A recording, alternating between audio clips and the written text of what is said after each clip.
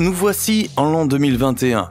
Vous pensez peut-être que, dans le monde d'aujourd'hui, nous avons une maîtrise parfaite de la réalité et que nous comprenons parfaitement le monde qui nous entoure.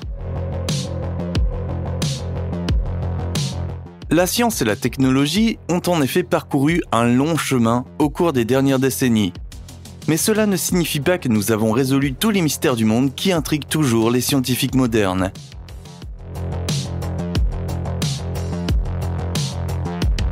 Aujourd'hui, nous allons examiner en profondeur plusieurs mystères non résolus qui ont laissé les chercheurs perplexes. Ne manquez pas le numéro 2, car il est totalement insolite et incroyable.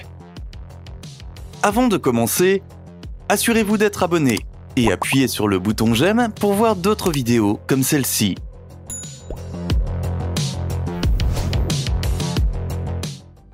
L'incident OVNI de Varginha. Ce premier cas nous emmène dans un endroit très étrange, car il raconte l'histoire d'êtres qui n'existaient auparavant que dans le folklore ancien. En effet, même si de telles histoires ne semblent exister que dans les films d'horreur, elles peuvent aussi se produire dans la vie réelle. Cette affaire non résolue remonte à 1996, dans la ville brésilienne de Varginha. Selon les habitants et la police, d'innombrables rapports d'OVNI ont été signalés dans cette petite ville. Mais personne ne semble savoir pourquoi cette zone semble être un foyer d'OVNI. Les témoignages d'OVNI varient beaucoup d'un récit à l'autre. Mais il y a un rapport qui semble se répéter sans cesse. Les habitants ont signalé une étrange créature qui rôde autour de la ville. Personne n'a été en mesure d'identifier cette créature, mais les rapports continuent de se multiplier, incitant les autorités à prendre ces observations au sérieux. Les témoignages racontent tous l'histoire de la même créature. Ils affirment que l'être mesure environ 1,6 m et a un corps extrêmement maigre. Il semble que la plupart des gens pensent que la créature est une femme, mais nous n'en sommes pas certains. Elle a de grandes dents en forme de V et des yeux énormes qui semblent briller en rouge sous certains éclairages. Certaines personnes croient que la créature est extraterrestre, mais si nous ne disposons pas d'images de haute qualité et si nous ne procédons pas à des tests sur l'être, nous ne serons peut-être jamais sûrs. Ce qui distingue ce cas des autres cas étranges qui peuvent sembler similaires, c'est que les rapports ont commencé à se multiplier au point que les autorités locales ont fait appel à l'aide de l'armée pour tenter de traquer cette bête une fois pour toutes. Nous ne savons pas si les militaires ont réussi à capturer la bête, mais des rumeurs ont commencé à se répandre selon lesquelles les militaires auraient tué la créature et l'auraient ramenée à leur base pour des tests supplémentaires. La police refuse de confirmer ou d'infirmer ces allégations, ce qui signifie que cette étrange créature est peut-être encore en liberté. Une météorite provoque une maladie mystérieuse.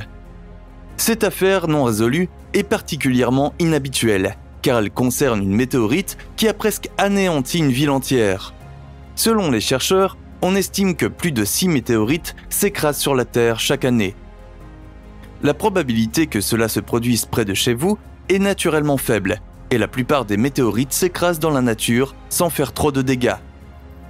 Cependant, en 2007, une météorite s'est écrasée sur un petit village du Pérou.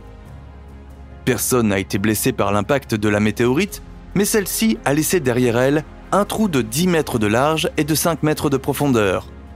Inutile de dire que l'impact de ce gros morceau de roche a secoué les maisons voisines et que tout le monde s'est précipité sur le site de l'accident pour voir ce qu'ils pouvaient y trouver.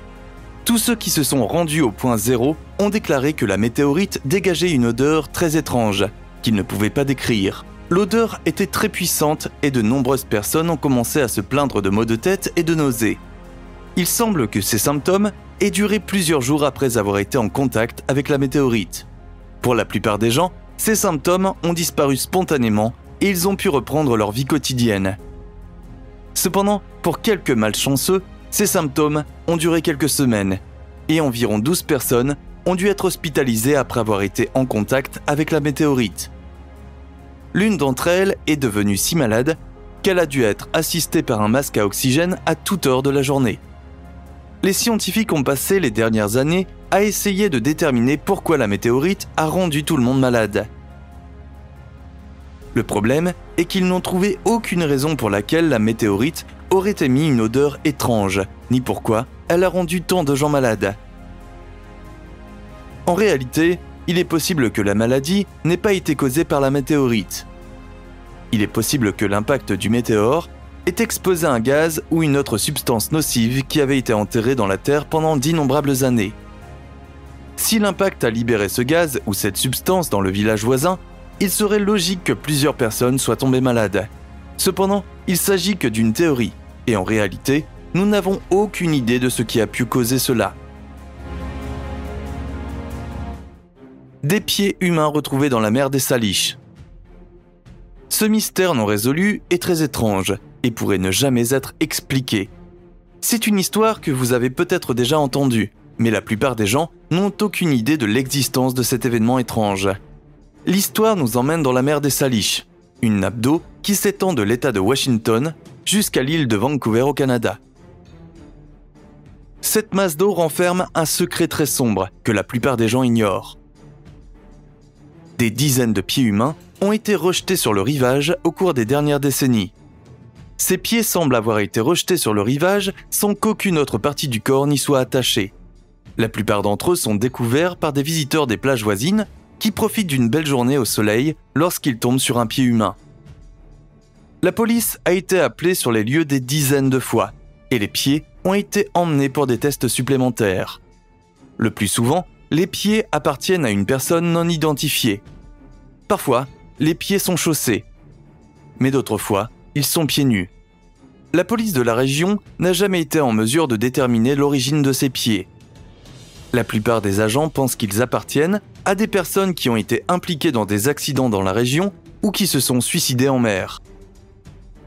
Cependant, la vérité est que les chercheurs n'ont vraiment aucune idée de l'origine de ces pieds.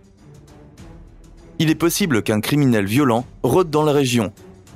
Mais la vérité est peut-être beaucoup moins effrayante, enfin, en quelque sorte. Si vous avez déjà vu une personne flotter dans l'eau, vous avez probablement remarqué que ses membres semblent tous flotter comme s'ils étaient en apesanteur. Si vous avez déjà flotté sur le dos dans une piscine ou dans un lac, vous savez qu'il est très facile pour les vagues de l'eau de faire bouger librement vos bras ou vos jambes. La théorie à laquelle la plupart des gens croient prétend que, lorsque le corps d'une personne décédée tombe dans l'eau, il coule pendant un court instant, puis remonte à la surface avant de couler à nouveau. Lorsque le corps s'enfonce une seconde fois, tous les membres se balancent dans l'eau au gré des vagues. On pense qu'après avoir passé des semaines, des mois, voire des années dans l'eau, les vagues font que les membres se détachent du corps et que les pieds ou les jambes flottent sans but dans l'eau. Mais cela soulève une question. Pourquoi n'a-t-on jamais trouvé de bras ou de tête ? Pourquoi seulement des pieds ? Le monde ne le saura peut-être jamais. Les fantômes de la guerre civile américaine. La plupart d'entre nous connaissent la guerre civile américaine qui s'est déroulée il y a de nombreuses années. Nous savons tous que de nombreuses batailles de cette guerre ont été incroyablement violentes et ont coûté la vie à un grand pourcentage de la population américaine. Cependant, ce que la plupart des gens ne peuvent pas expliquer, c'est pourquoi tant de fantômes ont été aperçus sur les champs de bataille de la guerre civile. En fait, des voix et des cris désincarnés ont été entendus près de Gettysburg, où certaines des pires batailles ont eu lieu. Les visiteurs qui se rendent chaque année à Gettysburg reviennent souvent chez eux en rapportant avoir vu des ombres fantomatiques se promener dans les champs ou même avoir entendu des voix appelant à l'aide. Personne ne sait pourquoi ces lieux semblent être si massivement hantés, car pour autant que nous le sachions, les fantômes ne sont rien d'autre que le fruit de notre imagination. Ou pas. L'empreinte secrète et fantôme de la main.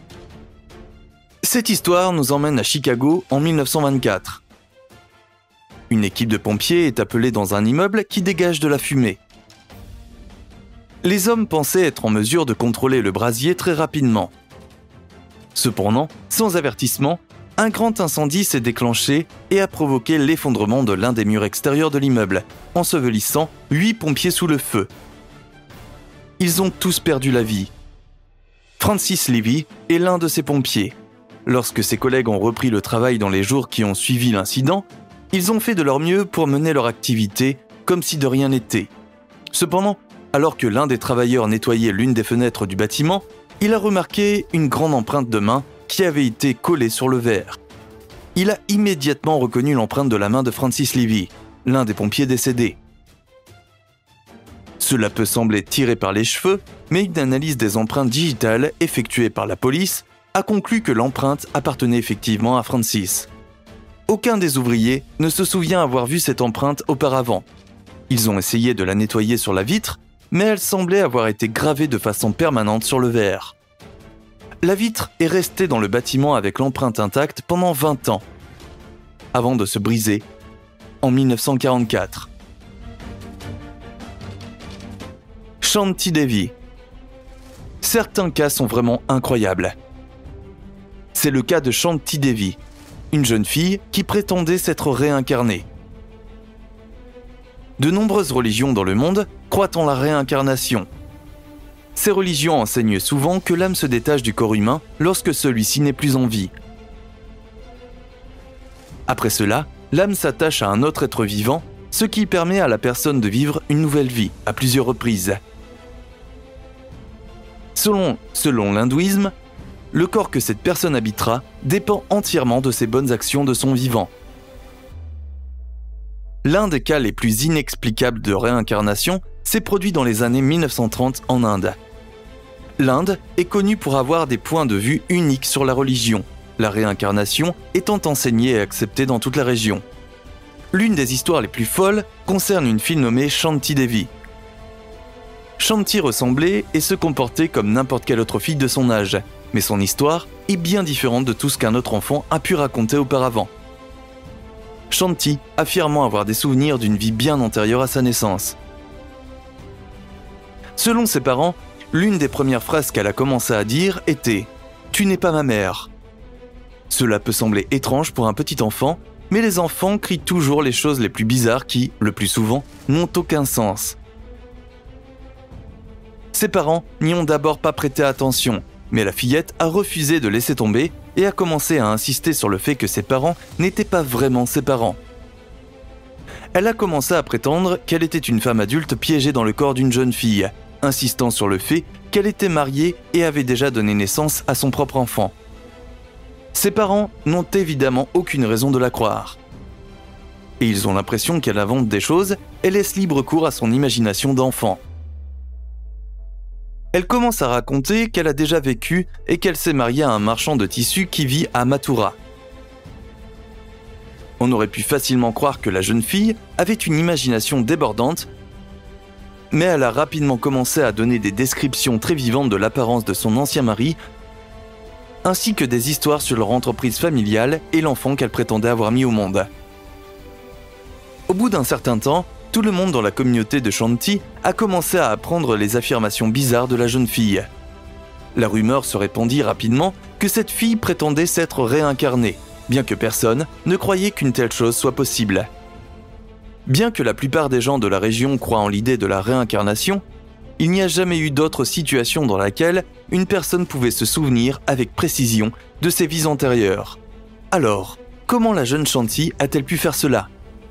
Très vite, l'institutrice de Shanti a eu l'idée de mettre fin, une fois pour toutes, à ces affirmations farfelues.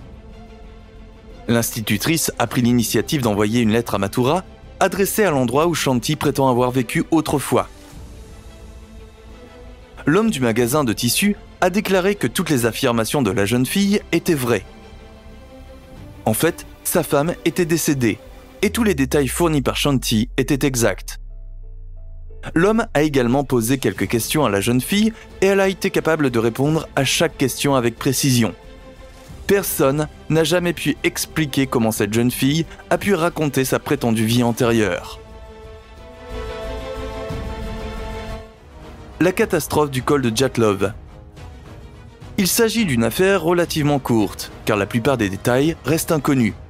En 1959, un groupe de 9 randonneurs a entamé un voyage en Union soviétique près du col de Djatlov.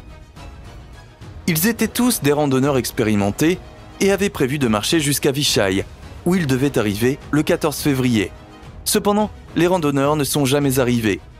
Une équipe de recherche a été envoyée pour les secourir et a rapidement constaté que les 9 personnes étaient décédées des suites de blessures inexpliquées. Certains avaient des côtes cassées, d'autres des blessures internes et un autre avait été frappé à la base du crâne.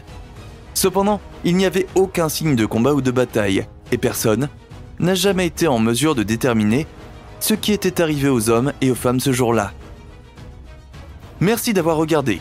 N'oubliez pas d'appuyer sur le bouton j'aime et d'activer la cloche de notification pour recevoir d'autres vidéos.